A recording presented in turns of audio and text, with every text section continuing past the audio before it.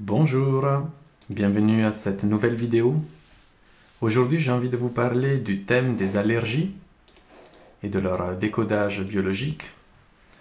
Décodage biologique, donc traduire la maladie en mots et voir ce qu'elle vient régler dans notre biologie pour ensuite la libérer et pouvoir faire en sorte que la vie continue normalement. Tout ça. Donc, les allergies, qu'est-ce que c'est une allergie? Une allergie, c'est une réaction exagérée et inutile du corps à une substance qui normalement est inoffensive. J'ai bien utilisé le mot inutile, j'ai envie de le creuser. Est-ce que c'est vraiment une réaction qui est inutile? En quoi une allergie, une réaction allergique, peut être une solution de notre corps à quelque chose qui est important pour nous. Pour cela, l'on regardait que fait la maladie. Elle réagit face à une substance, donc l'allergène, qu'il considère comme étant dangereux pour le corps. Ce qui déclenche une réaction très très forte et très désagréable qui peut même être dangereuse et aller jusqu'au choc anaphylactique et mettre en danger la vie de la personne, paradoxalement. Donc, une réaction très très forte pour ne pas être en contact avec cette substance, cet allergène. C'est comme si c'était un mécanisme de défense, de protection. Mais la question revient, pourquoi se défendre de quelque chose qui est normalement inoffensif? Ceci nous amène à penser que pour le système de la personne allergique, pour le cerveau de la personne allergique, cette substance n'est pas du tout anodine. C'est une substance qui a été identifiée inconsciemment comme étant dangereuse. Dangereuse dans quel sens? Souvent, dans les allergies, l'allergène n'est qu'un symbole. Ça veut dire que c'est une substance que le corps a pris comme exemple, comme visage de quelque chose de dangereux, de quelque chose qui a été vécu, qui a été dur émotionnellement, et que le cerveau a inconsciemment associé avec une substance qui était présente. Ça peut être parce que la substance était présente, vraiment. Je développe une allergie au pollen parce que j'ai vécu quelque chose de insupportable quand ce pollen était présent. Du coup, mon cerveau associe présence du pollen, choc émotionnel. Ou alors, ça peut être le symbole de la substance. Par exemple, il y a des symboles généraux, communs, et il y a des symboles personnels. Chacun a sa symbolique, son système de symbolique, qui est le plus souvent inconscient. Et par exemple, dans une allergie à la poussière, quelle est la signification symbolique de la poussière? Ça peut être la mort. Est-ce que pour moi, si je suis allergique à la poussière, la mort est quelque chose que je ne veux même pas approcher? C'est un sujet tabou pour moi. Une allergie au boulot, vous l'aurez imaginé, est-ce qu'il se joue quelque chose avec mon travail? Est-ce qu'il s'est joué quelque chose de carrément choquant avec mon travail? Une allergie au lait, le lait nous fait penser à la maman. Est-ce que notre cerveau a associé ces deux éléments, ces deux symboles, ces deux éléments? Oui. Le pain, le gluten, est-ce que j'ai vécu quelque chose de choquant pendant un repas? C'est souvent le moment où beaucoup de choses sont déballées. Ou le blé, ça peut aussi vouloir dire l'argent. Est-ce qu'il s'est joué quelque chose avec l'argent et du coup je fais une allergie au blé?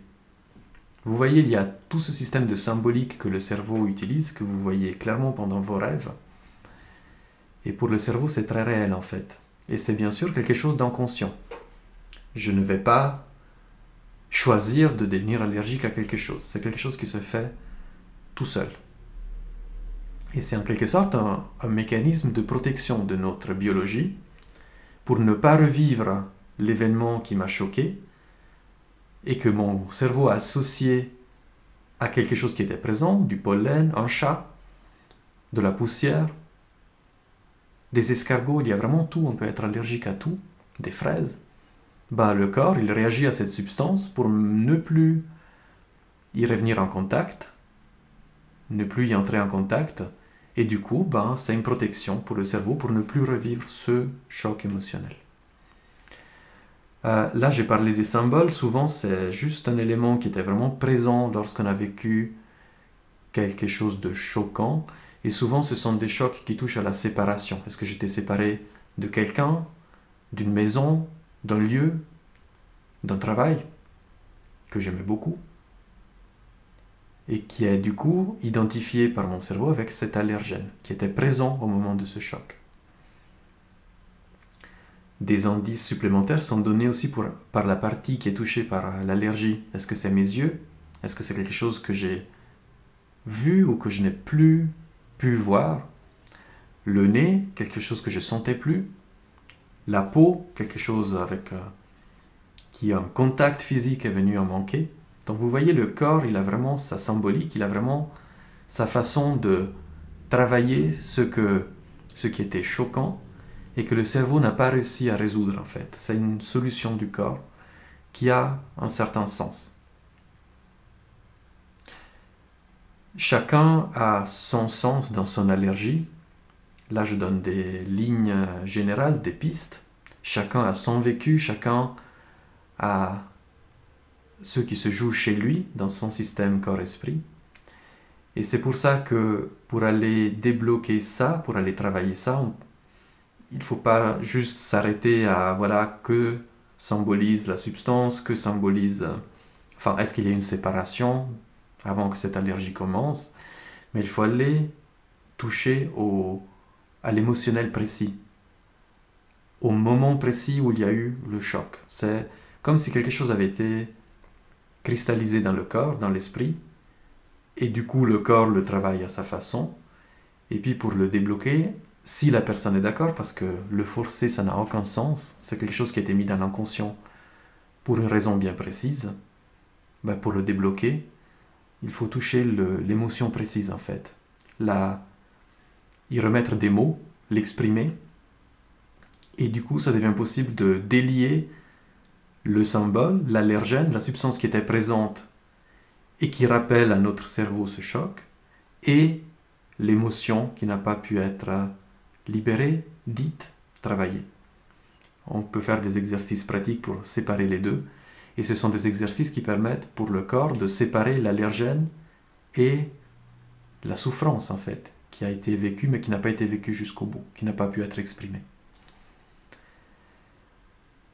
Voilà. Je ne vais pas aller plus loin parce que on peut faire des... Peut-être juste un exemple, imaginons que... Oui, ça c'est une bonne idée, un exemple. Imaginons que je sois allergique au chat. En parlant de mon allergie, je vais